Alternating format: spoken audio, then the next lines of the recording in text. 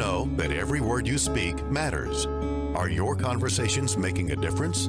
With a passion for words and a heart for conversation, Teresa Velardi is a self-professed word nerd, best-selling author, BIZCAT360 columnist, and publisher. Children's books as well as fiction and nonfiction books are welcomed at We Be Books Publishing and Book Endeavors, the imprints of her company, Authentic Endeavors Publishing.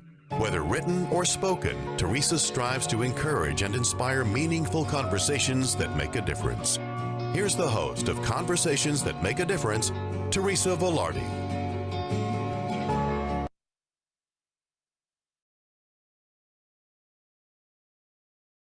Hello, everyone, and welcome to Conversations That Make a Difference. I'm excited to have you here today as we are joined by eventually 4 authors from the new book, Win the Wellness War.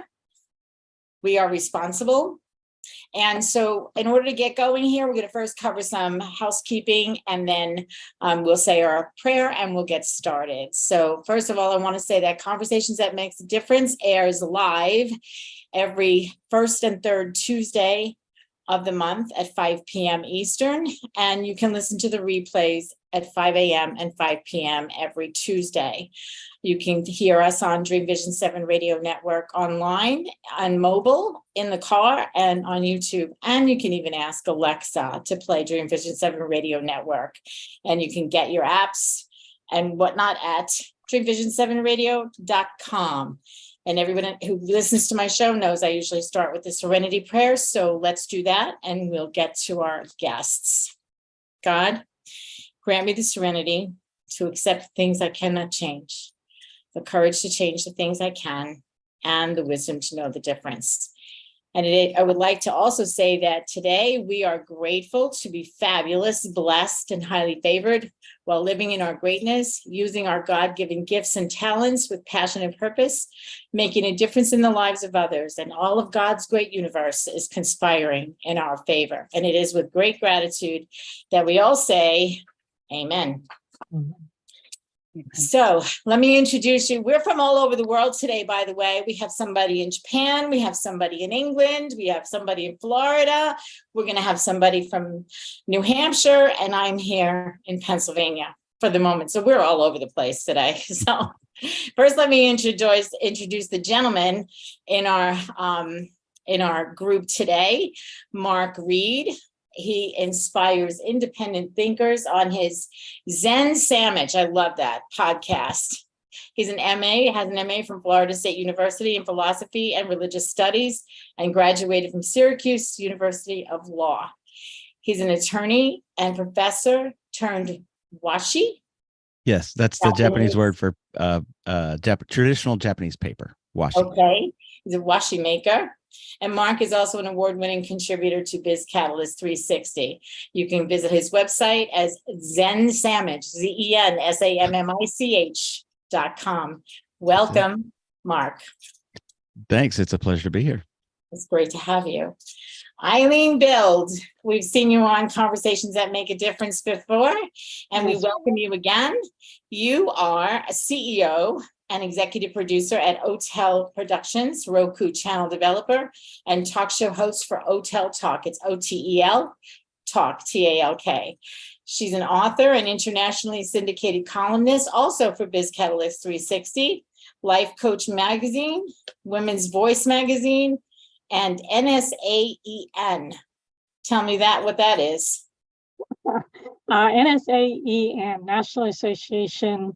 It's been a while since I've written for that one. You put me on the spot. Just acronyms, I don't know what they stand for. Yeah. Okay, and you're also a Breakthrough S.P.A.R.K coach, and I know that you know what that is, and we're going to talk about that during our conversation. Okay. And Eileen is the one that's in Florida right now. And we bring to you Faith Pearce, who's joining us from the UK.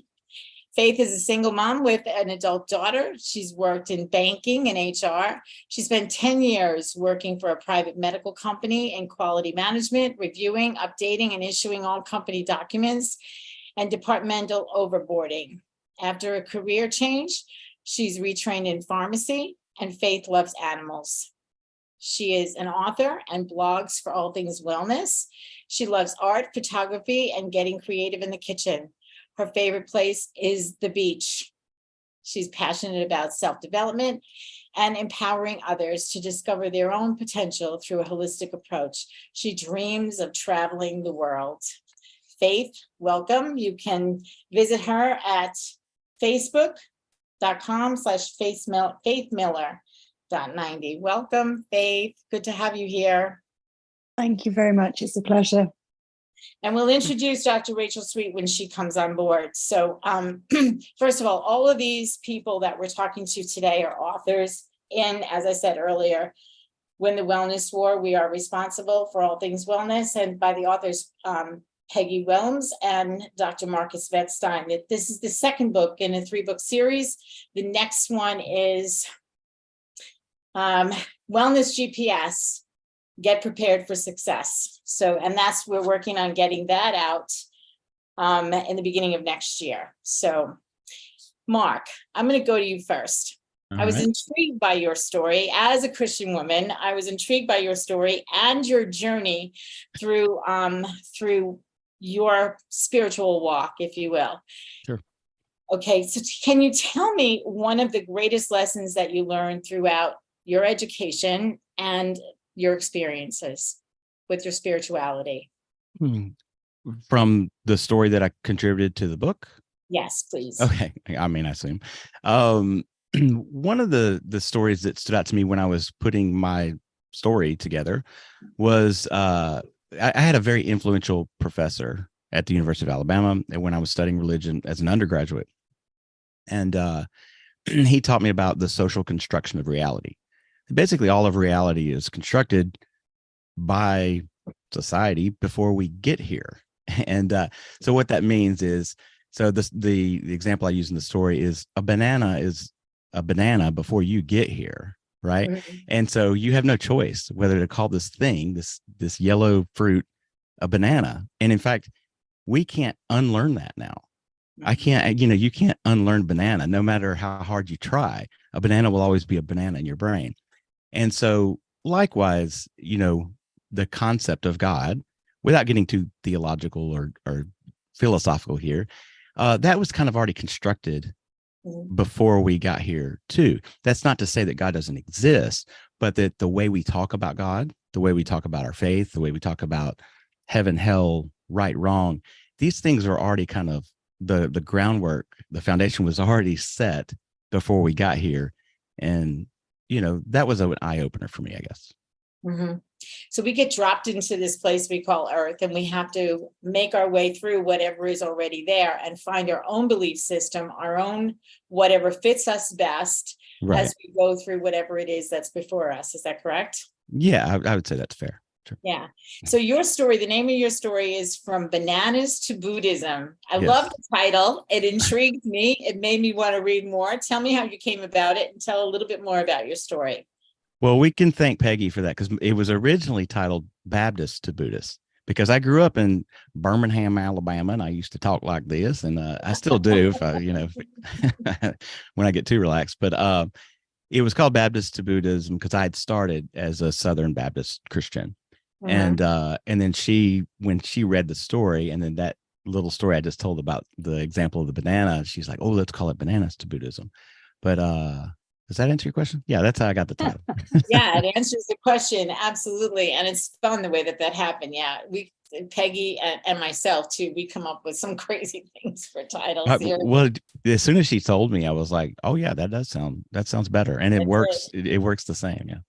It's awesome. Awesome. So, all right, we're going to go over to Eileen, and we're going to talk a little bit about Eileen's story. So one of the questions that I want to ask you is, through the experiences that you've had, do you feel that you've grown outward or tapped into the qualities that you already had? And before you answer that question, let me give you the title of Eileen's story. It's called The Warrior Spirit, Bold, Empowering, and Authentic. And I have to say, knowing Eileen, those words absolutely fit you perfectly, Eileen. Well, thank you, Teresa. I have to say through my experiences, I have emboldened myself through those words and have empowered myself through those words as well. And to answer your question, I have gone inward in order to express myself outwardly, authentically, in the best way possible. And that is always improving upon itself based on my experiences and how my inner strength, that warrior spirit, that's not a fighter, but she's strength with grace. And through that way of being, I become stronger and other people respect who she is. That's awesome. And you had an experience in your life that nearly ended your life, right? Yes. So I think that when you have something, and I'll let you share a little bit about that, but when you have something that you go through, like what Eileen is about to tell you, you have no choice but to go inward and really see who you are, who you were created to be, in order to be able to show up outwardly, regardless of what comes before you. And you definitely have a warrior spirit. So you want to share a little bit about your experience? Oh, you want me to share? Okay. Yeah, I can share. So I woke up one morning with my left wrist swollen, red, and itchy. And I wasn't camping. I wasn't in the woods. I wasn't anywhere that you would imagine that a spider bite could cause that kind of bite and reaction. I was at home in bed, and turns out that it activated an autoimmune marker that I had that was dormant, and it totally threw my immune system into a downward spiral to where I didn't end up in the hospital because I tried to take care of things as holistically and naturally as possible. So I worked with practitioners and doctors who believed in the same things I do. But 8 years into the healing today, I'm still coming through some of the challenges. But the first couple of years, I got down to like 105 pounds, almost down to 100, and could barely eat, barely move. But that warrior spirit, I mean, I did video productions, I worked, I pushed myself through, and I'm alive to tell my story today. Yeah, and the spider you got bit by is one that is known to kill people. It's one of the smallest spiders on the planet, and this is the brown recluse spider, right? That's what you got bit by. That's what we believe. Yeah, it's not 100% affirmative, but the symptoms and the way the infection took place, it was all very common to what the brown recluse venom does. Mm-hmm. Wow. Yeah, that's wow. Sorry to Yeah. interject, but wow.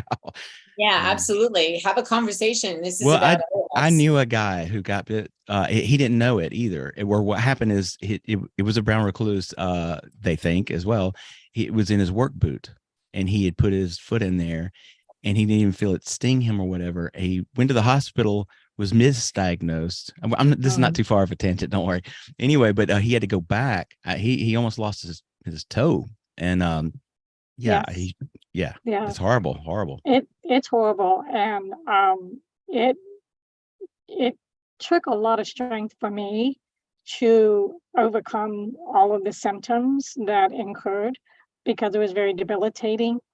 But I know I'm intuitive, so I pay attention to my body, and I just put one foot in front of the other every day. And I did a lot of praying, a lot of crying, a lot of meditating. And I had a strong support system with my husband and friends who, have seen me go through other things before, and they were a shoulder to lean on as well. So, but I will say it was my faith and believing that I could heal. And I just kept holding on to, I'm going to get better. I'm going to be stronger. And I am in many ways. I'll talk about that in my contribution to the book, that really it's not so much, my story's not so much about the bite, but what it created in me as far as who I became through the process of the healing. And I discovered more of myself and the strength that I have to live life on my terms in a way that is good for me, regardless of this struggle that I've been through with the health challenge as a result of the spider bite. Teresa, Go ahead, Mark. I know it's your show, but I'm dying to ask one question. Eileen, what would your post-bite, post-healing self, if you could go back in time and tell yourself before the bite, what would you tell yourself? Great question. Now there's a question for you. I know, right? Hold on for the ride, girl. That's what I would say. I think the main thing would be that you're stronger than you realize you are, and that it's okay to say no, and it's okay to stand up for your truth and what you believe in, and to draw those boundaries with others, and to truly believe in yourself and what your gift is, your God-given gift, what I was born with, and that there's other people who are waiting for that, and not to hold back, and to bring that full authentic self forward, regardless of what's going on around or what other people might say or do to try to take that away from me. Awesome. Yeah. Wonderful. Yeah.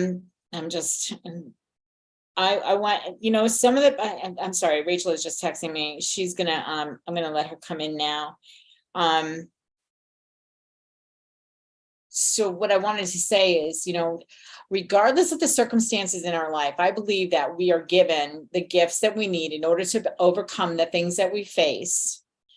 For me, I will say, by the grace of God, we go through this stuff. And I think that even, what's that saying? Whatever doesn't kill us doesn't makes kill us stronger. You, makes you stronger. Exactly. So, well, here's a living proof of how what didn't kill her made her stronger, So what would your life have been like, Eileen, if you didn't go through this? What path were you on? Did it completely take a different direction, or was it just a side road?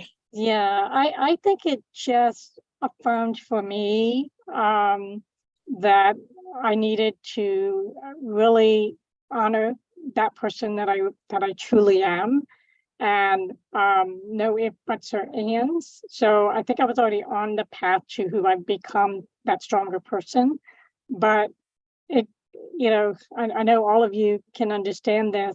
The universe will knock on the door once, and if you don't answer, it's going to knock a second time, and the third time it's a 2x4. So I think in some ways it was a 2x4 for whatever reason.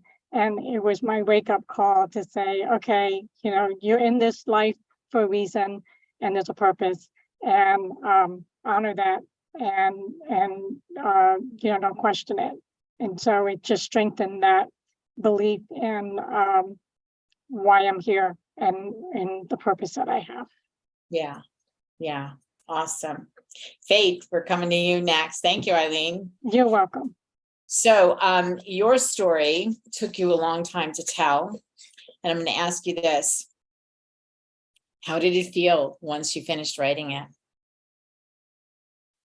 I think when I finished writing it, it was a relief in a way, because I've been holding on to, obviously it took me over a year to write it, but I'd also been holding on to the story for over 40 years. So I think it was a relief to finally put it out there. There was some nervousness because there was a lot of shame and a lot of guilt, and you worry about what people's reaction is going to be, because you've told yourself for so long that you need to be quiet and you can't speak your truth. So there was always that nervousness of how people would react. But I had to go inwards and say, no, I need to tell my story, because it's really important for me to honor and be true to myself. And the title of your story is Don't Rock the Boat. And that's basically what you tried to do, not rock the boat, right? Do you say however much you are comfortable saying about the situation that you held secret for so long? I mean, there was childhood trauma of sexual abuse. And I think with anything like that, there is always a lot of shame, and so you feel that you can't speak your truth. You need to sort of not rock the boat. You need to not tell anyone. And I think when you go through things like that, it's almost like part of you becomes stuck in that time period, and it doesn't mature. So you almost keep that outdated thinking. So even as you mature, you've still got that very sort of immature part of yourself that is still there. So it's almost like relearning that it's okay to speak your truth and speak your own mind, and that as an adult you can be strong and you can say what you think and what you feel, and it's okay to do that. And is it safe to say that the healing really doesn't begin until the secret comes to the surface? Is that true? That's what I've heard from so many people. I personally have not been through a situation that you described, but I'm just wondering if you gave yourself permission to do whatever was necessary in order to be able to bring yourself emotionally through that situation. I think it's always an ongoing process. I think the first step it was to give myself permission that it was okay to feel, to actually connect, or to connect with that part of myself. And once you start to do that, it's always an ongoing process because you're rebuilding a relationship with that part of yourself that you've ignored for so long. And it's an ongoing process, like any relationship. Yeah, with yourself, a new relationship, yes. Coming to know who you are without the burden of carrying those secrets, correct? Absolutely. Yeah, I think so. Kudos to you, girl. It's a courageous step you took in your life. So absolutely. I just wanted to let you know that people like me who believe in the power of the story, because if you've gone through something in your life, whether it's, finding your way from bananas to Buddhism, stepping into your warrior self, or rocking the boat so that you can be the one that is able to, live your best life. I believe that telling your story is the way through whatever it is that we face. And not only is it powerful for us as the storytellers, it's powerful for the people who are going through similar situations, have experienced similar pain, have gone through similar experiences, and just don't know where to turn.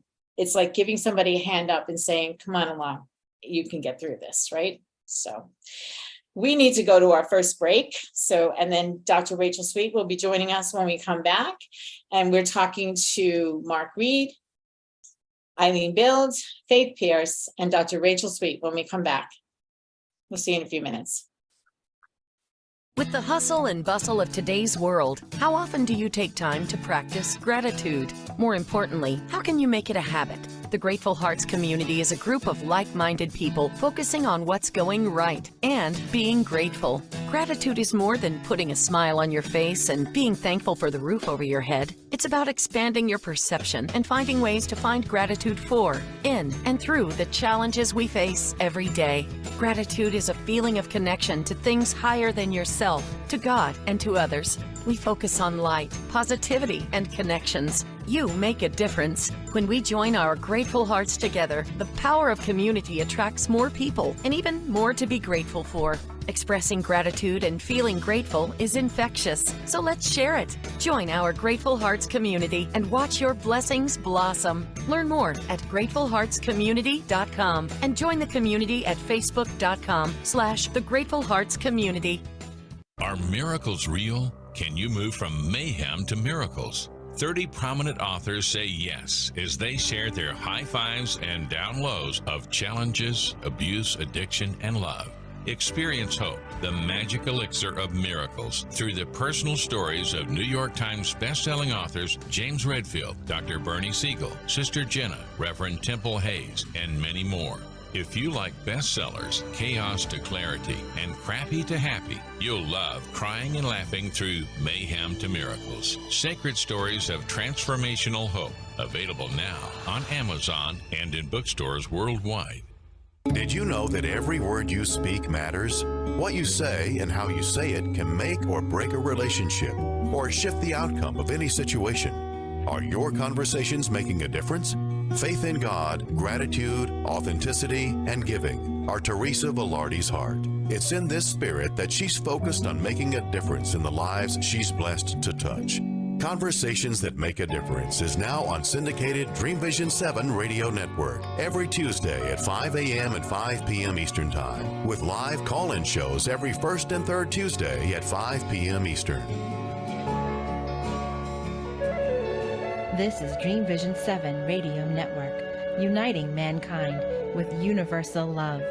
Our shows are created from the heart, bringing each listener to a place of divine enlightenment. Breathe, relax, and enjoy. Let life flow. And welcome back. We're here with 4 of the authors and the contributing authors for We Win the Wellness War. We Are Responsible. And we're going to continue our conversation and welcome Dr. Rachelle Sweet to the conversation today. Thanks for being able to join us today, Rachel. Thank you, Teresa. I'm honored to be here.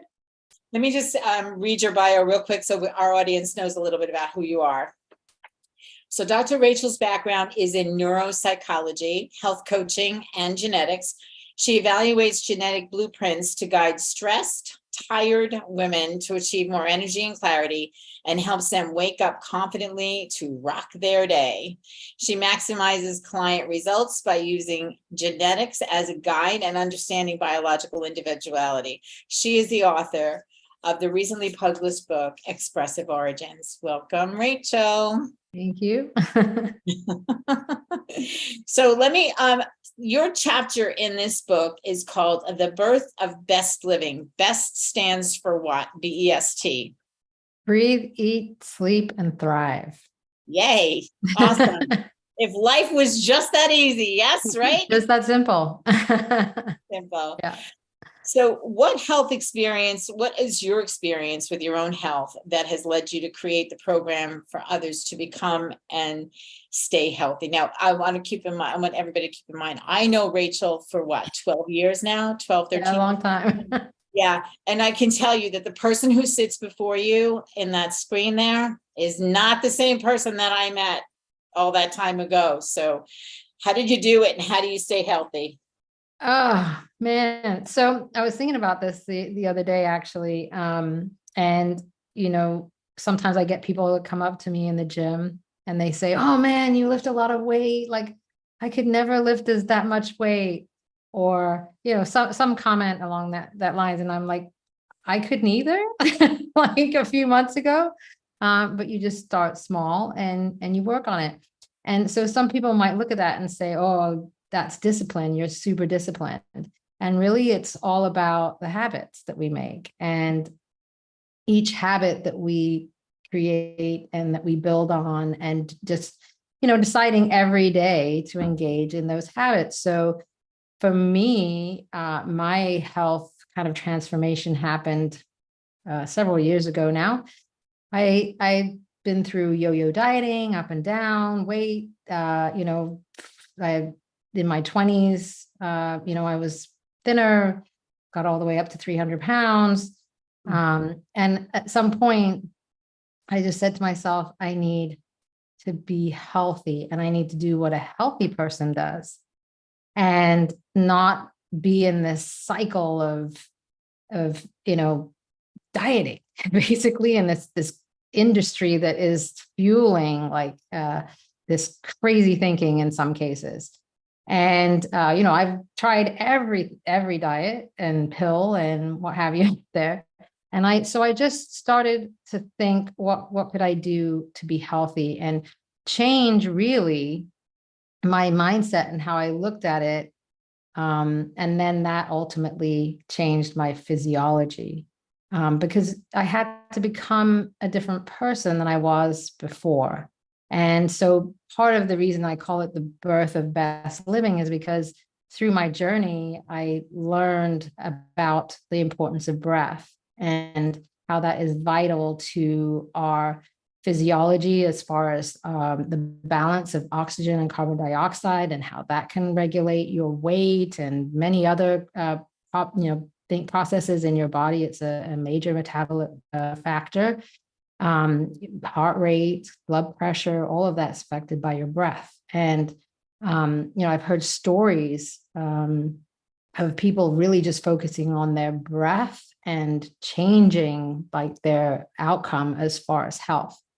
And then E is for eat. Yes, nutrition is super important, but also energy, how we move our body. And then epigenetics, because that's part of what I do. I look at the genetics and the underlying genes that a person has. They're not our destiny, but what are they expressing? How can we turn them up? How can we turn them down? How can we use them to our advantage? And then sleep. Sleep is, to me, foundational. It is the kind of the pillow that we stand on for our health. Most people aren't getting enough. They are working too much or watching too much TV or, whatever it is, and they're not engaging enough sleep. And again, that affects our physiology in such a way that it is so detrimental if we're not getting what we want. And then thriving. What is thriving? And that is really an individual thing. It really is what fires you up? What do you like to do? So, but going out and exercising, a lot of people think, oh, I got to go to the gym. I got to do this kind of exercise or that, hit workouts, whatever it is. And I said, no, that's not what you have to do, right? You have to do what you like. And maybe that's dancing, that moves your body. How about walking? Like, that's how I started. When I was 300 pounds, I could walk. I could, do my steps. And lifting weights at that point was kind of like, we lose her. And I worked up to it. So it's the idea of how can we thrive? What can we do intentionally to build a great life that's healthy and energetic, and we feel great and we feel vibrant and we can give back to the world and be of service like we want to be. That's awesome. That's awesome. So there's a lot of things that go into it. It's not just about the product that you buy that's going to do this miracle thing in your life and make you go from point A to point B in record time. You have to put the work in order to be able to get it done. And you need a mindset shift, I think. So I'm going to ask you one more question, then I'm going to go back to Mark for a second here. So why is it that most people don't take responsibility for their health? Oh, your opinion. Keep in mind, you are right. You've got a lot of information behind you and a lot of research that you've done over the years, not just personal research, but just for your what you do as under your doctorate and what you do in terms of helping people through coaching and epigenetics. What is your opinion? I think part of it is that idea of change. Having, like I said, I had to become a different person to lose my weight, to be healthy, to, change my habits. And so that change is not easy. It's not always comfortable. We like to stay in our zone that we feel good in. And sometimes, having to go a little bit outside of that feels scary. So there's a lot of that goes into it. Sometimes it can be also family members. They like you the way that you are because that's predictable. And if you start changing things, they don't know how to interact with you once you start changing. And then perhaps that dynamic comes different. And there's a lot of, my friend and I call it, I think she got it from somebody else. I can't claim that it's mine. Infobesity. We're just like, there's so much noise and so much information that is conflicting. And so, we can start on one path and then it's like, oh, well, that's shiny. And we get another thing that comes in. And then sometimes we're just confused, so how can we start? Because we don't know where. I'm guilty of that. Oh, that's going to work. Let me get that. Yeah. You take it for a little while. And then it's like, oh, yeah, it's just like, it's very noisy out there in this particular topic. Yeah. So thank you, Rachel. Mark. Yes. Hey, can I first say I'm going to steal infobesity? I love that term. I just wrote it down too. Yeah. I just wrote it down. I wrote it down. I don't know who's responsible for it, but thank you, whoever it Yeah, is. absolutely. Thank you immensely. So, Mark, kind of like what Rachel was talking about, infobesity, like you look at this and what I just said about looking here, looking there, you kind of did that in your religious path, Sure. correct? Yeah, absolutely. I didn't Okay, have so- a choice because, but part of my story is that I did grow up in Alabama. So like I had no experience outside of that purview. And like I didn't even go anywhere. Like if we took family trips, so we went maybe to the Panhandle of Florida or to Six Flags over in Atlanta. That was my international experience for all of my life until I was 21. So anyway, ask your question. I didn't even let you ask the question. I'm sorry. That's what I wanted to say. I wanted to ask you, like, how did you end up going from, very strict, because I'm familiar with with many of the, I'm sure I have not hit on all of them, but many of the various denominations, if you will, of Sure. Christianity. And then you totally went in a different direction. Can you tell us a little bit about your journey and how it actually is like, similar to what Rachel and we were just saying about the infobesity, like, okay, I'll try a little bit of this and see if it works. I'll try a little bit of that. Did you have that? I'm sure you had that with your own journey. Yes. Yeah, but I'm pre-internet. So it came from my own sort of self-exploration. I had the disadvantage of, okay, being a Baptist was my only choice, when I wake up into the world. But then I had the advantage of not having overly strict parents about that. So like, I started in Southern Baptist flavor of Christianity. And then one sort of turning point was I dated a girl who was a Pentecostal. Now, if you're familiar with the different, so I went from one kind of extreme to another, because I was in this sort of very liturgical Baptist setting. And then I go over to the Pentecostal church because I like a pretty girl, and people are dancing in the aisles. I mean, they weren't like passing snakes back and forth, but they were speaking in tongues and doing this stuff that was like, whoa, I don't know if this is right. Or, it really tested my faith early on. And so, to speed up the story, I talked before about what happened. Then I go to college and I'm like, well, I'll take some religion classes because I've got a lot of questions.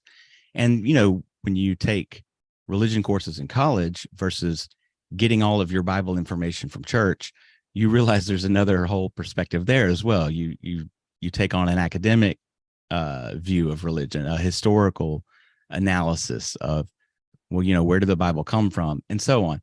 So you can see where this is going. I started with, the seed was Southern Baptist Christianity, but all along the way, I just kept asking questions. Actually, that's one important part of my journey, is that in the Bible, there is a seek and ye shall find, knock and the door will be open.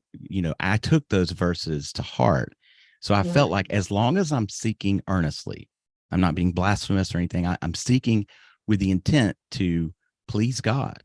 I can't go wrong was my mentality. So that led to college, that led to life in Japan and to grad school. So that's the sort of long story short of, I think, trying to answer your question. Yeah, thank you. I think we all go through transitional time. I'm a recovering Catholic. I grew up in Catholicism, and there were some things that I just couldn't reconcile, especially because in my family, my aunt, my grandmother, my great aunt, my grandmother, they were very close to the priest who started the church where I grew up. And so I had a look into the priests as people rather than just as who I saw serving mass on Sunday mornings or Saturday nights. So Right. There were a lot of differences between them, who they were in the church and who they were at the dinner table, so it was completely, there were a lot of things, a lot of questions that I had that needed to get answered. So sent me on a journey as well. I think we all go through that, right? Anybody else go through that? Faith, how about you? Absolutely. I mean, I was raised as Roman Catholic, but I think I was always quite curious. And I think all throughout the Bible, there was a lot of contradictions. than things that just didn't sit right with me. So it made me explore more and ask questions. And I think just to find my own truth and what I believed rather than what I was sort of raised to believe. Yeah, I think it's always important to be curious. That was the word. I think that you nailed it. You know, curiosity, I think, is a healthy thing. You know, as long as you don't go overboard with it, you should be curious, because if you're not curious, well, then you're just living in a box that someone else put around you anyway. So you should be curious. Yeah, and God doesn't live in a box, so how should we? Right. How could we? But I want to ask Faith. I came to you because I want to ask you, how has your faith and your belief, and I love that your name is Faith, by the way. How has that affected your being able to tell the story in this book that you told? I think possibly it made me hide it more, because I think I was sort of brought up as sort of there was a lot of shame with it, and things like that shouldn't happen. So it probably made me just withdraw more about it. And I didn't feel that there was the support around me from the Catholic Church, or just my perception anyway. I didn't feel the support was there. So it probably did make me withdraw more. I think that sometimes when something happens that we feel shame about, it invites other people to pile it on, and make us even feel worse, regardless of who they are, whether they're church people or people who think they know better and have never maybe experienced what you've gone through. So lots of great conversations going on here, guys. I'm loving this. And unfortunately, we got to take another break. We're going to go to a break before we come back again with Mark Reid, Eileen Bild, Dr. Rachelle Sweet, and Faith Pearce. Come right back.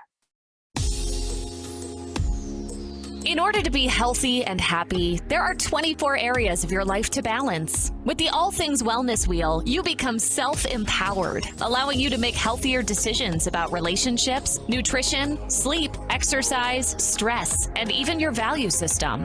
The All Things Wellness book series, written by Peggy Wilms and Dr. Marcus Wettstein, teaches you how to balance your wellness wheel, in addition to sharing true stories from multiple contributing authors. Book 1, The Fourfold Formula, and Book 2, Win the Wellness War, We Are Responsible, are now available on Amazon. Reserve your spot now to become a published author in Book 3, Wellness GPS, Get Prepared for Success. Visit www.allthingswellness.com/authors for more information.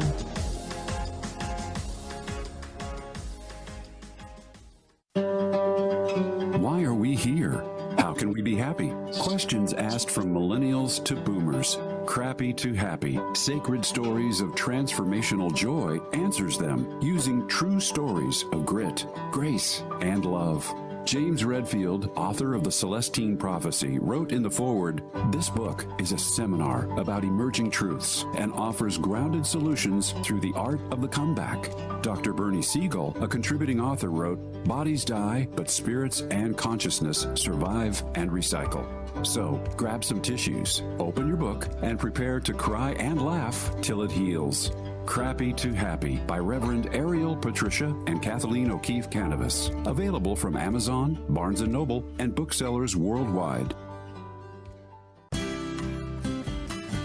Do you have a personal story of hope or kindness to share? The Daily Gift book series, which began with a daily gift of gratitude, now available on Amazon, continues with a daily gift of hope and a daily gift of kindness. And we're looking for people just like you to share a story. Your daily gift of hope story might answer one of these questions. Is there a time when you felt hopeless and someone stepped in to change your view? Have you been an example of hope for someone else? Is hope something that you've always had? If so, how do you keep that hope alive? With hope, we have more energy and a purpose. It gets us out of bed in the morning. Daily Gift of Kindness might be your chance to talk about recognizing and spreading kindness to change the world. Practicing kindness lifts your spirit and your mood, warms your heart, and helps to navigate your way through today's challenges. Has an act of kindness from a stranger turned your day around? Have you ever paid it forward to someone or for someone? Your story matters, so visit dailygiftbookseries.com to find out more about how to submit your story for a daily gift of hope and a daily gift of kindness. Your stories make a difference. This is Dream Vision 7 Radio Network, uniting mankind with universal love. Our shows are created from the heart, bringing each listener to a place of divine enlightenment. Breathe, relax, and enjoy. Let life flow.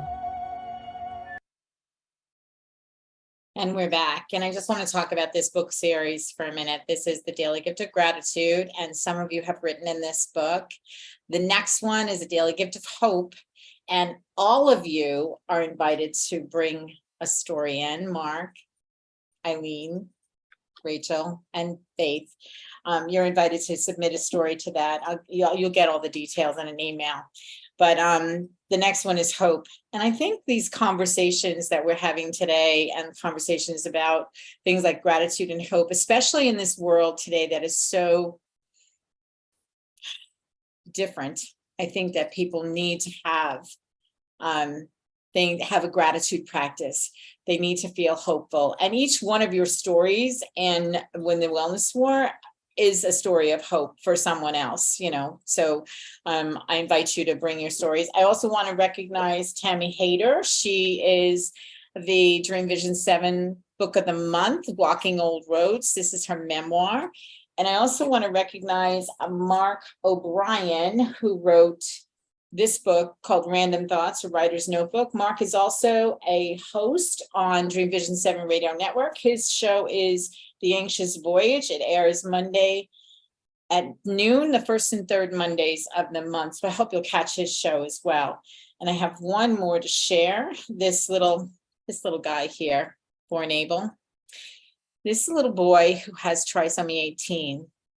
And he has an omphalocele, which is a little bubble in his belly because his organs did not go into his body completely before he was born. And these are little stories about what we call superhero kids. So all the proceeds from this book goes to the Born Able Foundation. So please check that out. Check all these books out. You can find them all on Amazon, as well as When the Wellness War, and The Fourfold Formula, and Expressive Origins, and whatever other books you guys have published. Make sure that you put them out there in the world. So, okay, back to our conversation about your stories. Eileen, I'm going to go back to this conversation that we were having about faith. How did it affect your journey through your challenge with the spider bite that changed your life? So I've been listening to everybody's contribution to this conversation, and Mark said something that I'd already thought before the talk even began today. I think for me, what I was seeking was also seeking me, and I truly believe that there's a lot of messages that show up for us that we miss, and if we have a higher awareness, and pay attention, we can catch those messages. So for me, I believe in the animal totem. If animals have special meaning and attributes to them. So the spider, I looked it up while we were on break. Having the spider as a power animal, a totem, helps you tune into life's ebbs and flows and ingenuously weave every step of your destiny. So something I wrote in the contribution to the book, if it's okay, Teresa, I want to read a short passage that relates to that. So what I'm sharing is, I believe everything happens for a reason in our life, and sometimes it's not always the best thing that we would like to happen, but they're kind of wake-up calls or opportunities for us to become stronger. Like we said earlier, what doesn't kill us makes us stronger. Yes. So what I wrote was, the emerging warrior spirit brings integration and balance to disharmony, commanding respect because she has descended into the darkness and surrendered to a higher light. A wholeness develops, bringing about a fresh, untouched renewal. She's determined, focused, ambitious, assertive, goal-oriented, and self-sufficient, causing an aura of assuredness. And I want to say that everyone here, including Mark, even though you're not a female, and I talked about the female warrior spirit, you also have the male warrior spirit, but I think everyone exemplifies what I just read. And I think, if we're not faced with adversity, we don't understand how critical and important living life to the fullest is to our life journey. And that, whatever we're born into in this lifetime to bring to the world, it's seeking us our whole life.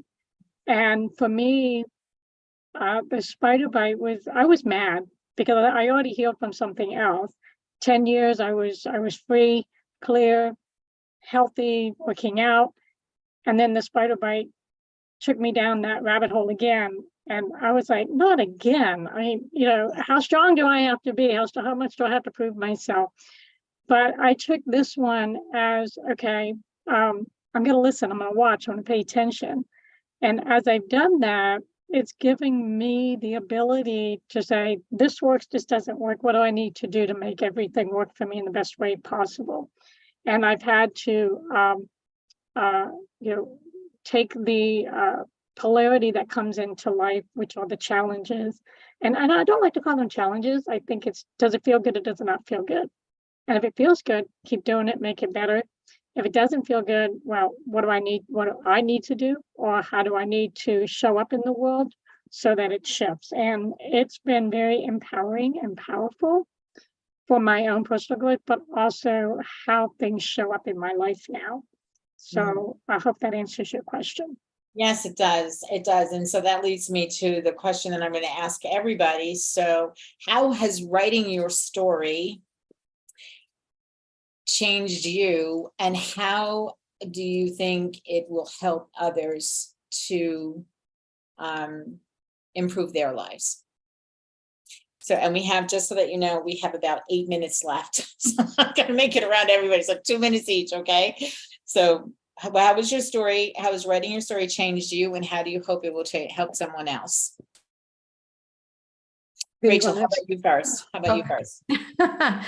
Well, the first story in the first book was really about my journey of weight loss. And, so I think for me, it was a struggle like all my life.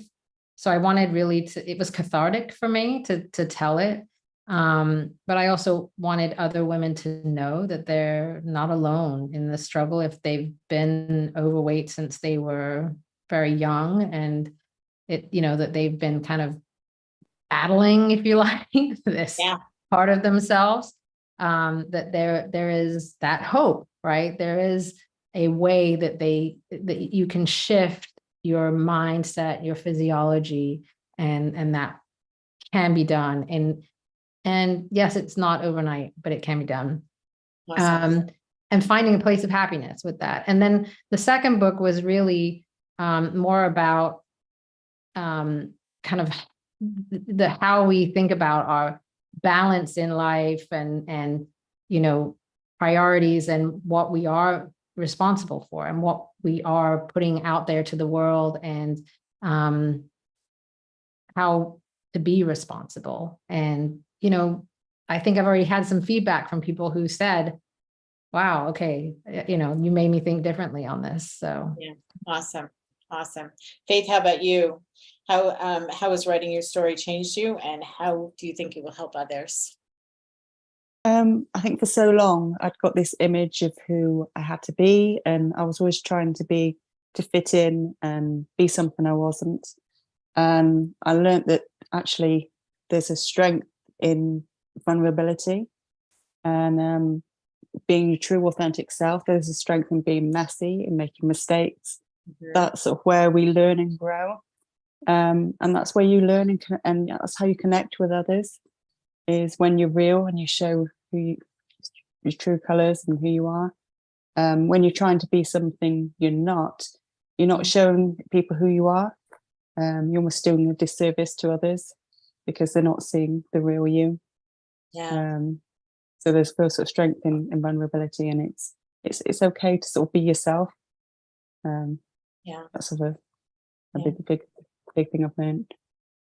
Awesome. Thank you. Bravery is the other thing. Everybody needs to be a little bit brave and step out of the box that they think they live in, right? So kudos to you for doing that. Thank you, Faith. Thank you. Mark, how about you?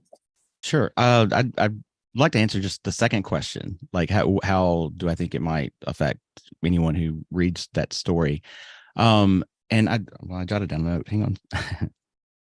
Yeah, I want to say that my story, which originally was titled From Baptist to Buddhism, now Bananas to Buddhism for reasons we discussed earlier, it is not an effort to dispel anyone's faith. And likewise, it's not an advocacy of Buddhism. It's not. My story is really an advocacy of curiosity, of healthy curiosity. And, go find, I'm looking at this camera because I usually use that one. Go find your own truth that works for you. I actually end my story with, and today I suppose I'm a Zen Buddhist. Ask me again tomorrow and you might get a different answer. So, be open to finding your true self. This is similar to Faith's answer, I believe. And I think people can find healthy curiosity by reading my story. Awesome. Thank you. I think we all have a responsibility to show up as our authentic selves. Eileen, how has writing your story changed you, and what do you hope will happen for others as they read it? Right. So writing the story, I think, just supported the fact that there was more for me to step into in my authenticity, and then how it can help others. Don't tell me you can't, because you can. We can overcome anything. We can. If I can overcome what I overcame, and really strengthen, my sense of self and why I'm here, anybody can do it. Eileen, if I get bitten by brown recruiters, I'm calling you up. Please do. You're gonna get me through that. I'll spark you, Mark. Speaking of calling you up, everybody, what's the best way, Eileen, first, what is the best way for people to get in touch with you? Yeah, so you can visit the website OTEL Universe, and there's 2 emails, info@OTELproductions.com or info@eileenbild.com. Perfect, thank you. Dr. Rachel, how can people get in touch with you? Yeah, so it's drrachelsweet.com, and that's Rachel, RACHELLE, like Rochelle. Awesome. Thank you. Faith, what's the best way for someone to get in touch with you?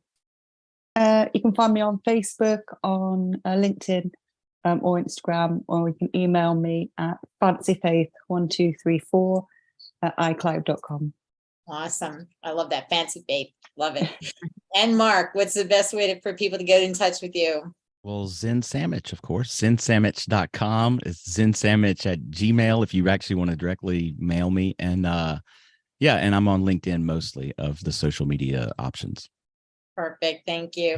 I want to thank you all for coming today and being part of this conversation that I hope will make a difference in the lives of other people. And for all those listening today, I just want to make sure that you and your conversations, however you have them, with whomever you have them, that they're making a difference, not only for you, but for the person you're talking with. Talk to each other more. We're so inundated with digital and devices and phones. Look across the table at one another while you're having your meals, and just enjoy each other's company. Don't get caught up in the technology.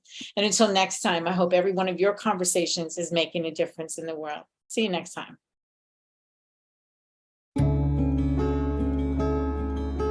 Tune in next time for Conversations That Make a Difference with host Teresa Velardi every Tuesday at 5 a.m. and 5 p.m. Eastern, with live call-in shows every first and third Tuesday on syndicated Dream Vision 7 radio network. Thank you for listening, and thank you to our producer Rachel and to our station owner Deborah Beauvais, working behind the scenes. Be sure to go to conversationsthatmakeadifference.com for your free gift. Make sure your conversations make a difference.